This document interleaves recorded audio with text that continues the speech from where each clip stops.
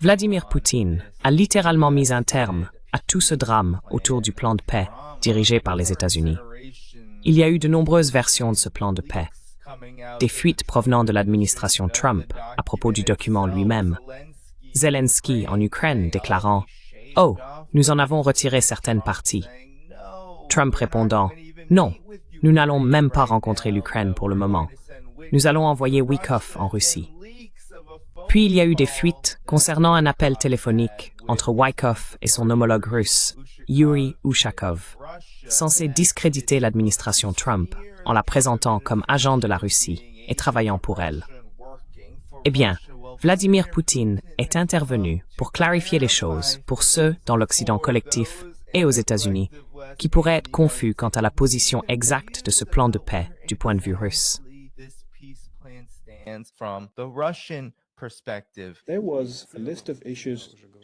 Il y avait une liste de questions à discuter, à délibérer et à résoudre. Comme je l'ai déjà dit, avant ma visite en Alaska, nous en avons parlé avec l'équipe de négociation des États-Unis. Par la suite, une liste de points possibles pour un accord a été rédigée et transmise par certains canaux. Ensuite, des discussions ont eu lieu à Genève entre les États-Unis et la délégation ukrainienne. D'après ce que je comprends, ils ont décidé entre eux que les 48 points devaient être répartis en 4 groupes et nous avons reçu les résultats de ces discussions.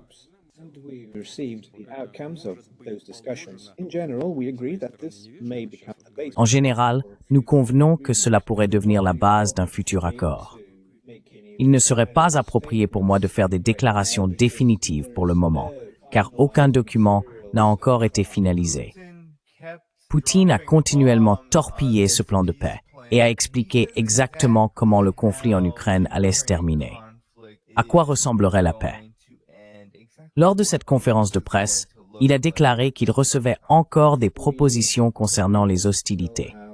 Lorsque les troupes ukrainiennes quitteront les zones qu'elles occupent actuellement, alors les hostilités cesseront. Et si elles ne le font pas, a-t-il ajouté, nous les y contraindrons.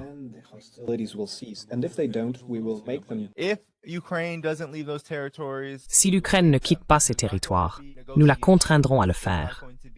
Il n'y aura pas de négociation. Il n'y aura pas de « nous allons retirer quelques-uns de ces points que l'administration Trump avait griffonnés pour l'Ukraine sur une serviette en disant « prends ça, Ukraine ». Non. Si ces territoires qui ont été fédéralisés, qui ont essentiellement voté pour rejoindre la Russie, comme Zaporizhia, par exemple, sont encore occupés, la Russie va les libérer, les démilitariser, les dénazifier. Les objectifs n'ont pas changé et la Russie n'a rien concédé de ce plan. Vladimir Poutine a donc essentiellement déclaré qu'il ne s'agissait même pas d'un plan de paix. Les États-Unis veulent venir en Russie, ce qu'ils feront, pour en discuter. Alors la Russie en discutera, et c'est tout.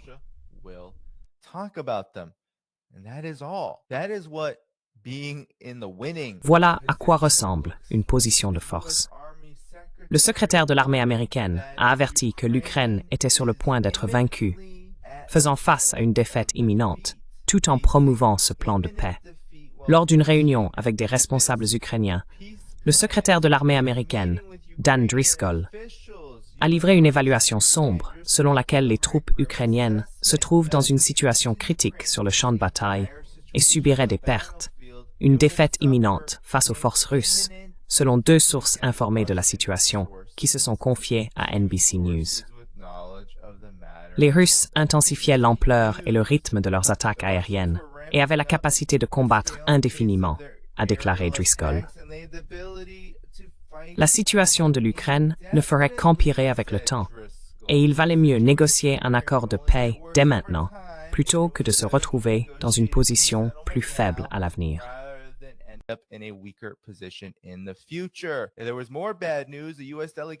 Il y avait d'autres mauvaises nouvelles. La délégation américaine a également déclaré que l'industrie de la défense des États-Unis ne pouvait plus continuer à fournir à l'Ukraine les armes et les systèmes de défense aérienne nécessaires pour protéger les infrastructures et la population du pays. Incroyable. Est-ce que cela vous semble familier à tous? Cela ressemble à ce dont nous parlons sur cette chaîne depuis plusieurs années, là où tout cela allait mener. Littéralement, le secrétaire de l'armée américaine consulte à propos de ce plan de paix parce qu'il dit que l'Ukraine ferait mieux d'abandonner maintenant. Et si elle n'abandonne pas maintenant, voici ce qui va se passer. Son armée sera détruite. Elle va perdre, et la situation ne fera qu'empirer sur tous les fronts.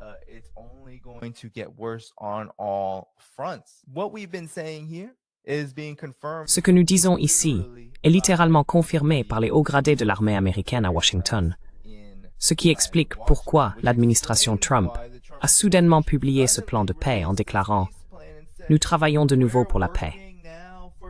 Et il n'y a aucun mystère sur les raisons de cet événement, car Driscoll a affirmé que la situation sur le champ de bataille est dans un chaos total pour l'Ukraine. Que s'est-il passé récemment? Pokrovsk est tombé aux mains de la Russie, et maintenant, l'Ukraine se trouve dans une situation de catastrophe totale, où son centre logistique le plus important est complètement encerclé et coupé. Que se passe-t-il d'autre? Ce scandale de corruption effroyable qui vide littéralement le gouvernement ukrainien du peu de légitimité qu'il lui restait, non seulement auprès de son propre peuple, mais aussi aux yeux du monde.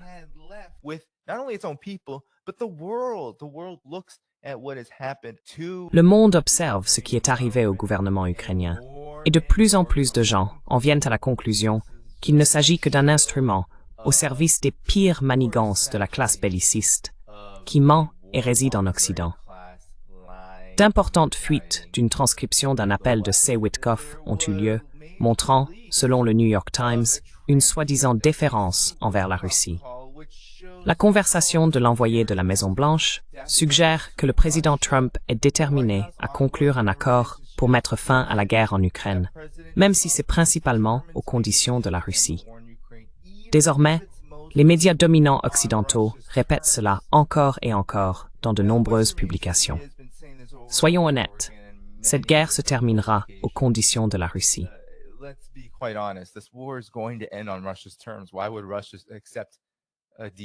Pourquoi la Russie accepterait-elle un accord qui ne serait pas à ses conditions, alors que Driscoll lui-même affirme que la Russie est en train de gagner? Le mois dernier, l'envoyé de la Maison-Blanche, Steve Witkoff, a tenu des propos encourageants à l'égard du principal conseiller de Vladimir Poutine. Dans un appel téléphonique ayant fuité, Witkoff a déclaré « Nous aurons beaucoup de marge de manœuvre et de discrétion pour conclure un accord ». La transcription publiée par Bloomberg a provoqué une tempête à Washington, car elle montrait Witkoff semblant conseiller le Kremlin sur la manière de négocier avec Trump et de saper la prochaine visite de Zelensky, le président ukrainien. Elle a également révélé autre chose, la détermination obstinée de Trump à conclure une forme d'accord avec la Russie pour mettre fin à la guerre en Ukraine, même si c'est en grande partie aux conditions de la Russie.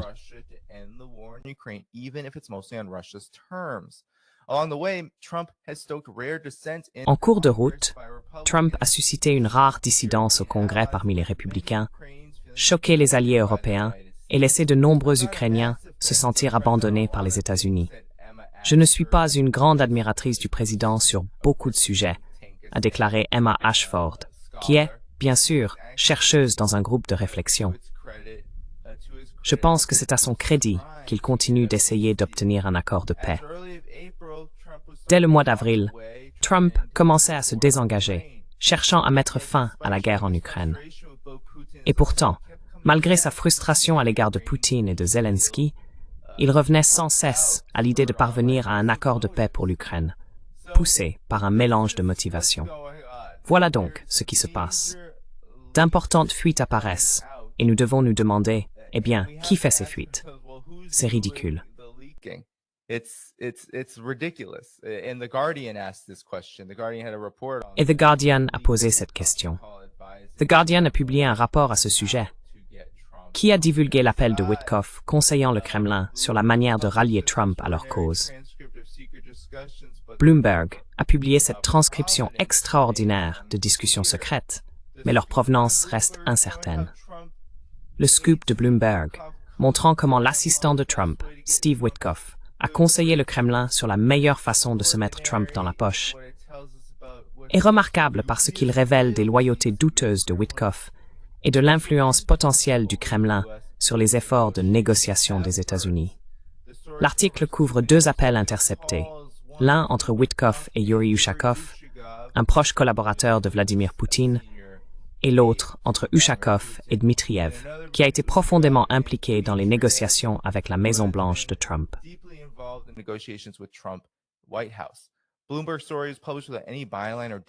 L'article de Bloomberg a été publié sans signature ni mention de lieu, vraisemblablement parce qu'indiquer où il a été rédigé ou par qui aurait pu donner des indices sur l'identité de la source.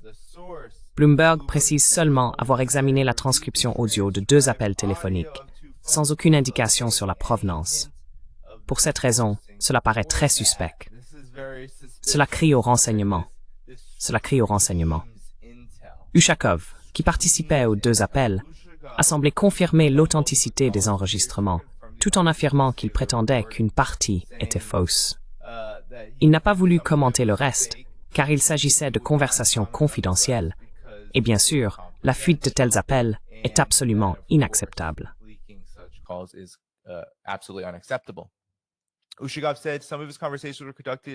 Ushakov a déclaré que certaines de ces conversations avaient eu lieu sur des canaux gouvernementaux chiffrés, mais il a suggéré que les appels avec Dmitry Ivankov avaient pu être passés via WhatsApp, ce qu'il a qualifié de grosse erreur. Il existe certaines conversations sur WhatsApp que, d'une manière générale, quelqu'un pourrait être en mesure d'écouter. Le contenu de ces appels constitue une preuve de ce que beaucoup soupçonnaient déjà quant à la proximité d'Ushakov avec la position russe.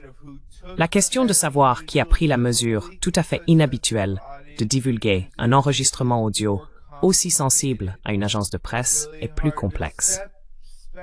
C'est vraiment difficile à dire. Cela pourrait être 100 millions de choses différentes, y compris quelqu'un du côté russe cherchant à nuire à la réputation de Witkoff, a déclaré Daniel Hoffman, ancien chef de la CIA à Moscou.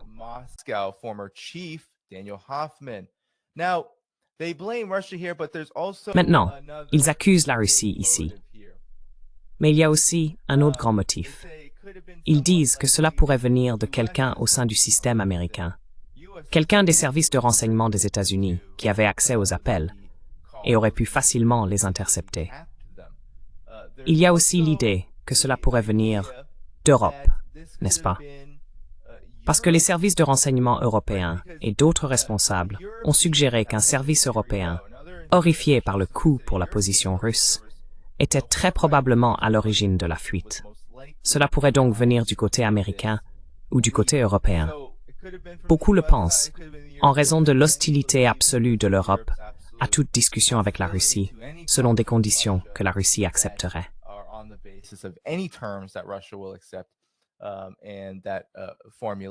Et tout alignement, quel qu'il soit, avec le camp russe, a provoqué cela. Voilà donc, potentiellement des renseignements américains, européens, ou peut-être une combinaison des deux, divulgués au public. Pas seulement le plan, car il est probable que les collaborateurs de Keith Kellogg aient transmis les 28 points initiaux à Axios. Ensuite, il y a l'appel que Witkoff a passé avec d'éminents responsables russes, ce qui montre un certain encadrement alors qu'il s'agit de diplomatie. Ils essayent d'obtenir un résultat. Tout cela, cependant, sans aucune vérification ni validation, pourrait très bien n'être qu'une ruse destinée à nous faire croire qu'il existe un conflit majeur, alors qu'en réalité, le sabotage a peut-être toujours été la manœuvre.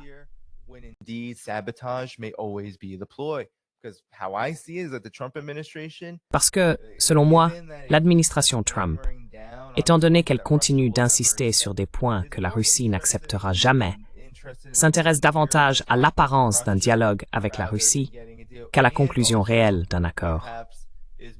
Et peut-être aussi qu'elle cherche surtout à se débarrasser du fardeau qu'elle porte, dans le sens où, si cette guerre se poursuit et si le conflit se termine, ce qui arrivera inévitablement par une victoire russe, alors Trump sera perçu comme l'échec.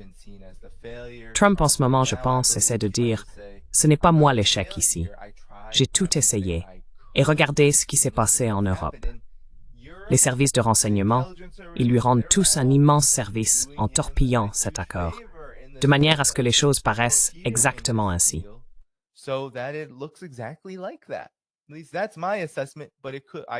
C'est du moins mon évaluation, mais je pourrais me tromper complètement.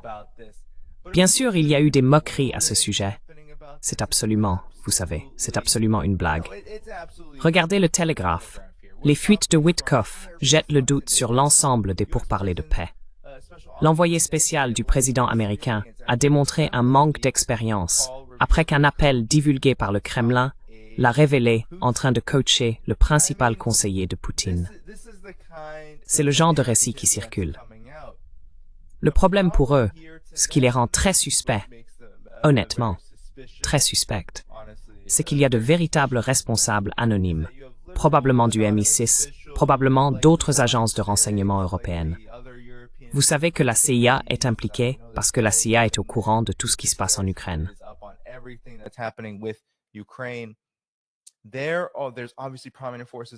Il existe évidemment des forces puissantes au sein de toutes ces agences qui travaillent en étroite collaboration avec les médias, l'opération Mockingbird, tout le monde, collaborant avec les médias pour présenter cela comme Trump est pro-Russie et que ses collaborateurs sont tellement pro-Russie qu'ils conseillent Trump, voire même la Russie, sur la manière de se faire bien voir de Donald Trump afin que la Russie puisse le contrôler. C'est une affirmation totalement ridicule, étant donné que les États-Unis sont très attachés à certains principes, par exemple ceux concernant les avoirs russes, ou encore le refus d'accorder une pleine reconnaissance aux républiques et territoires constitutionnalisés et fédéralisés de Zaporijia, Kherson, et ainsi de suite, au profit de la Russie. Tous ces points restent des sujets de blocage. 600 000 soldats ukrainiens. Ce plan était une véritable plaisanterie.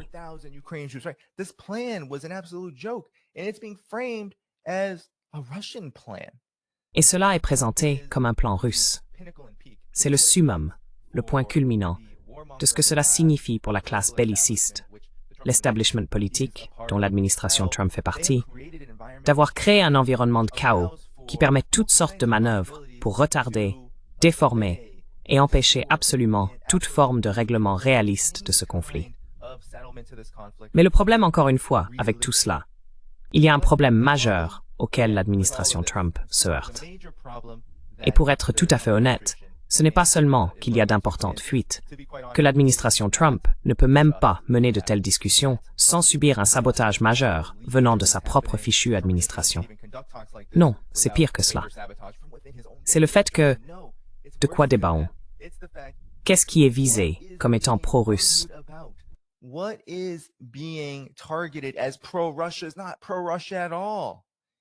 Ce n'est pas du tout pro-russe. Absolument pas. Vladimir Poutine l'a dit lui-même. Nous parlerons de ces points, mais il n'y a eu aucun accord sur quoi que ce soit. Et, notez-le bien, il y aura très peu d'accords sur les points majeurs qui rendraient l'accord lui-même inacceptable dès le départ. Tout cela est donc très politiquement commode, bien sûr, car l'Ukraine est complètement et totalement en train de s'effondrer. Cette guerre est pratiquement terminée. En réalité, tout ce qui se passe, c'est que la carcasse de l'Ukraine est traînée et jetée contre la Russie encore et encore, tandis que la Russie mène cette guerre d'usure. Driscoll a également déclaré que les avancées militaires de la Russie, son complexe militaro-industriel, effraient et terrifient littéralement à la fois l'armée américaine et ses homologues européens en raison de ses progrès en matière de missiles.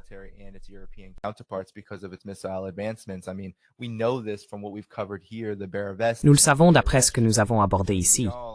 Le Burevestnik, le Zircon, le Kinzhal, tous ces missiles à vitesse hypersonique, certains dotés de capacités nucléaires, d'autres avec une charge utile tout aussi dévastatrice qu'une bombe nucléaire, mais sans la composante de catastrophe nucléaire. Je veux dire, ces missiles deviennent plus rapides, plus puissants et plus destructeurs que tout ce que possède l'arsenal américain, qui est dépassé, vieillissant et ne suit pas le rythme en raison de son caractère axé sur le profit. Cela les effraie aussi. C'est la montée en puissance et la proéminence de la Russie qui provoque toute cette panique. L'Europe ne peut pas le supporter, car ce qu'elle a essentiellement fait, c'est miser tout son capital politique et économique sur la tentative de punir et d'affaiblir la Russie.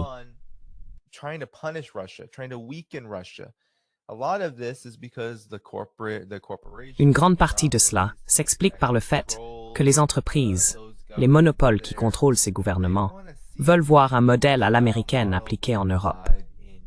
Ils veulent se débarrasser de tout ce dont les gens ont besoin, de tout ce que les gens possèdent, et tout vendre aux va-t-en-guerre et aux banques. La Russie fournit une excuse très pratique pour faire tout cela.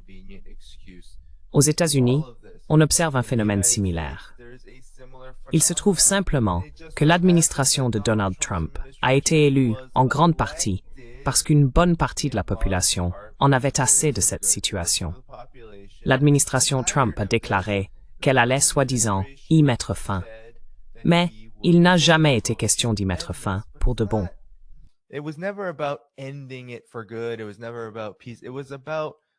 Il n'a jamais été question de paix. Il s'agissait de ce qui était absolument nécessaire. Une pause, un gel, pour arrêter le conflit là où il en est, afin que les États-Unis puissent se regrouper et faire de même avec l'Ukraine. Et bon sang, peut-être la Moldavie, peut-être un peu de Transnistrie, peut-être même Kaliningrad.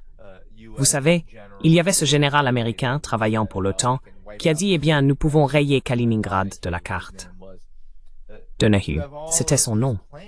Les États-Unis ont tous ces plans pour contenir la Russie, qui doivent être recalibrés. L'Ukraine devient un véritable bourbier, un qui risque d'engloutir l'Empire américain si cela continue. Cela continuera de miner sa légitimité, et les sanctions économiques continueront de se retourner contre ses partenaires occidentaux.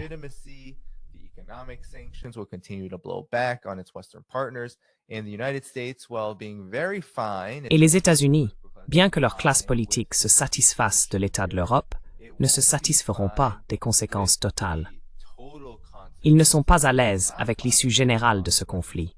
La Russie, qui se renforce, et le monde occidental, le soi-disant Occident collectif, censé être le bélier de l'Empire américain, qui s'affaiblit. Ce n'est pas ce qu'ils veulent. Même toute cette attitude de l'administration Trump, de Pete Hegseth à Trump lui-même, consistant à rudoyer l'Europe, ce n'est pas parce que les États-Unis veulent que l'Europe soit, entre guillemets, faible. Ils veulent que l'Europe soit suffisamment forte pour exécuter leur volonté.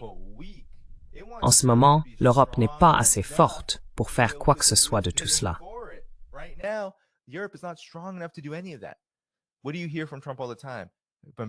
Qu'entendons tout le temps de la part de Trump?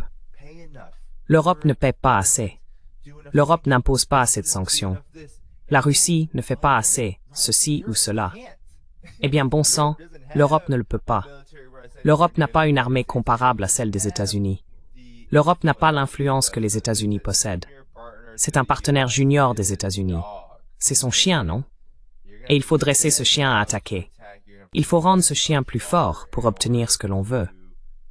Mais les États-Unis ne peuvent pas le faire. Alors ils se contentent de punir l'Europe. Or, le conflit en Ukraine, la guerre en Ukraine, affaiblit les États-Unis. Cela les fait paraître plus faibles aux yeux du monde.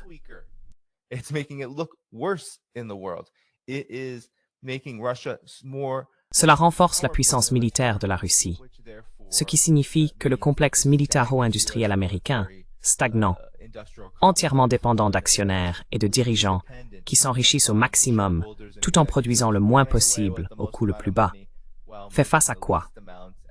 À un scénario de retour de bâton, où le conflit en Ukraine et la guerre contre la Russie deviennent d'énormes problèmes intérieurs, économiques et surtout politiques.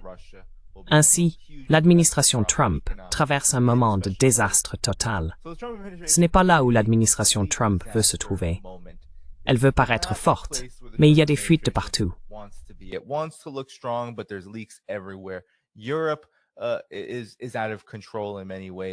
L'Europe est hors de contrôle à bien des égards, dans le sens où elle s'aligne sur tout ce que veulent les États-Unis, mais joue ensuite ce rôle d'allié conflictuel avec eux, en allant beaucoup trop loin, au point que même The Guardian affirme, selon ses sources, que les services de renseignement européens seraient à l'origine de ces fuites, cherchant à torpiller ce qui est déjà un plan absolument nul. Littéralement, un plan nul. On pourrait s'en servir pour s'essuyer. C'est dire à quel point ce plan est mauvais. Mais il se trouve que ce plan est légèrement meilleur que tout ce que les États-Unis ont jamais proposé. Voilà le jeu. Tout le monde. Voilà le jeu. This is the game, everybody. This is the game. The game is to Le jeu consiste à créer cette illusion de conflit interne afin de rendre acceptable le résultat désastreux que l'on peut prévoir, la probabilité que la guerre se poursuive. Et les conséquences de cela peuvent ensuite être imputées au bouc émissaire approprié, l'Europe, l'Ukraine, Zelensky, n'est-ce pas? On le voit partout avec les États-Unis. Oh, c'est la faute de Zelensky. Souvenez-vous de toute cette scène à la Maison-Blanche.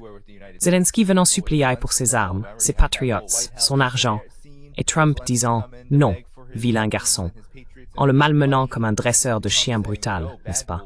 Et maintenant, on le voit à nouveau. L'administration Trump dit « Oui, l'Europe n'en voulait pas ».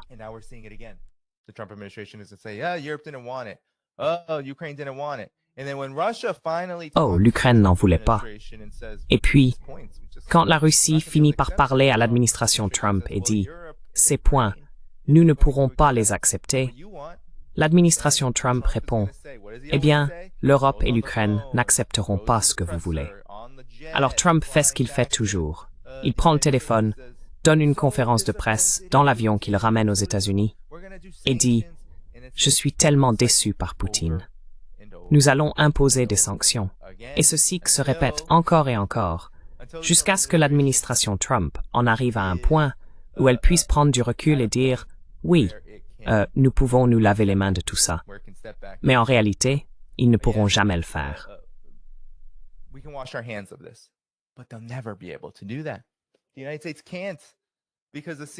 Les États-Unis ne le peuvent pas, parce que la CIA est profondément impliquée en Ukraine.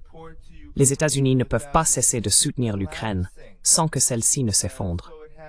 Ils doivent donc revoir la manière de le faire. Fournir des armes à l'OTAN, qui est en grande partie les États-Unis eux-mêmes, puis l'OTAN les remet à l'Ukraine. Les États-Unis ne peuvent pas se retirer de cette situation à moins d'accepter les conditions de la Russie. Et si l'on veut vraiment savoir qui trouve ces conditions inacceptables, ce ne sont pas seulement les Européens. La Russie a joué le jeu de ce récit pour faire avancer les négociations, probablement en vue d'une normalisation, et pour d'autres raisons, ce que je comprends parfaitement. Mais la réalité, du point de vue américain, si nous avons un point de vue américain indépendant, c'est que ce sont les élites américaines.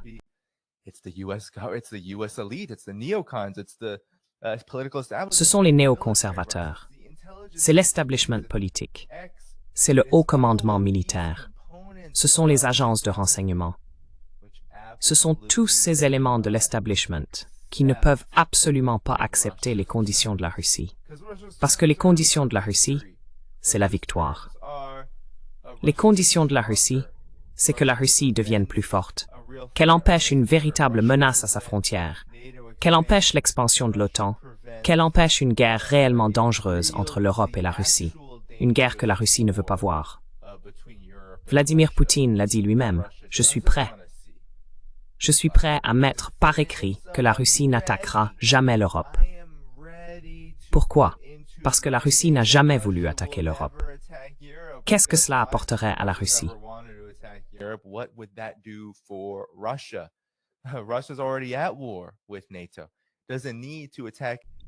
La Russie est déjà en guerre avec l'OTAN.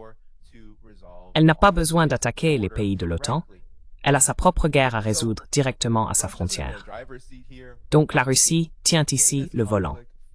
Lorsque ce conflit prendra enfin fin, avec, logiquement, une victoire russe, ce sera un tournant majeur, comme ce conflit l'a déjà été, dans le domaine du développement mondial, des relations internationales et de l'émergence d'un monde multipolaire. C'est déjà le cas, mais cela va être encore plus un choc pour l'Occident collectif de constater que son empire, l'empire dirigé par les États-Unis, n'est pas seulement sur la défensive, non seulement en déclin, mais qu'il fait réellement face à la phase finale. Il se heurte véritablement à la fin de partie. C'est-à-dire que les États-Unis vont... Chaque fois que je vais en Chine, c'est ce que disent toujours les personnes influentes dans le monde universitaire. Dans les groupes de réflexion, celles qui étudient, coopèrent et dialoguent avec les responsables chinois, que disent-elles toujours?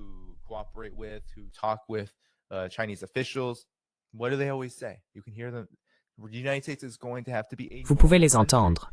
Les États-Unis vont devoir devenir un pays normal. Ils vont devoir être simplement un autre pays. Mais leur système ne leur permet pas de le faire. Leur système dit qu'ils ne peuvent pas être un pays normal. Ils doivent être exceptionnels. Ils doivent être les premiers. Ils doivent chercher, détruire, dominer. Ils doivent diriger complètement le monde entier, financièrement, militairement, politiquement, économiquement, afin d'enrichir les monopoles, les banques, les cartels, et bien sûr, tous ceux qui trouvent des carrières confortables en exécutant leurs ordres. Voilà pourquoi ils ne peuvent pas accepter les conditions de la Russie, car s'ils le faisaient, bon sang, c'est une sacrée part de marché qu'ils abandonneraient, non?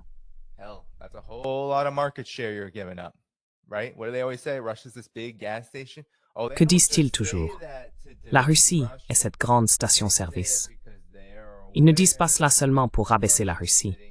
Ils le disent parce qu'ils savent que la Russie repose sur une immense richesse que beaucoup de pays convoitent.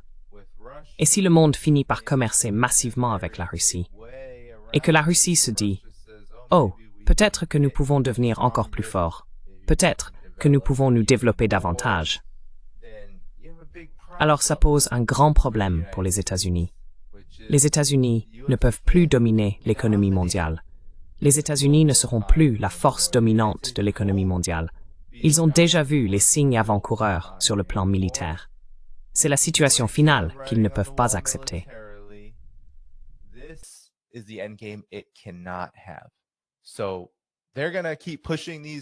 Alors, ils vont continuer à promouvoir ces plans de paix absurdes, puis ils vont vous dire qu'il y a un grand chaos et une crise autour de tout cela, comme si cela allait changer quoi que ce soit.